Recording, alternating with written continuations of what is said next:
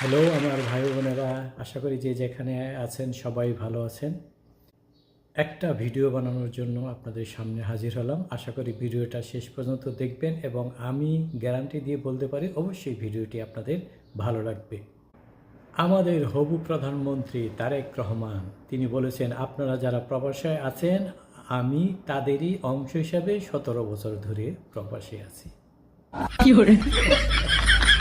কি সুন্দর কথা। তারেক রহমান এখন আমাদের তারেক রহমান নয়, তিনি আমাদের ভাই, প্রবাসী ভাই। তিনি আমাদের মতোই 17 বছর ধরে প্রবাসী রয়েছেন। নির্বাচনের আগে তার এই কথা শুনে সত্যি নিজেকে খুব গর্বিত মনে হলো। আশা করি আপনারাও সবাই গর্বিত।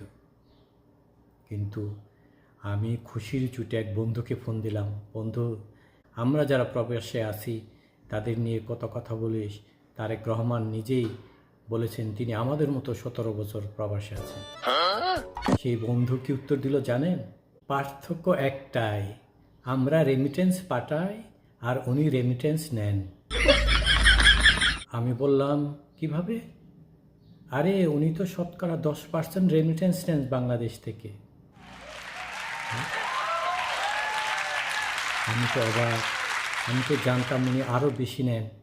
কারণ এর আগে আমি দেখেছি নির্বাচনে যখন বিএনপি অংশগ্রহণ করছে তখন কিন্তু বিরাট একটা মনোনয়ন বাণিজ্য চলেছে এবং সেখান থেকে তিনি কোটি কোটি টাকা ফুলই নিয়েছেন। সেই জন্যই তো একটা স্লোগান চালু হয়েছে না, চাঁদা ওঠে পল্টনে, টাকা যায় লন্ডনে।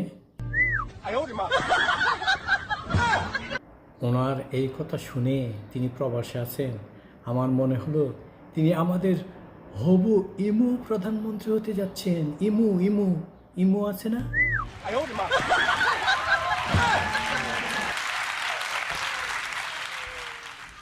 তো আমাদের হবু ইমু প্রধানমন্ত্রীর জন্য শুভেচ্ছা রইল।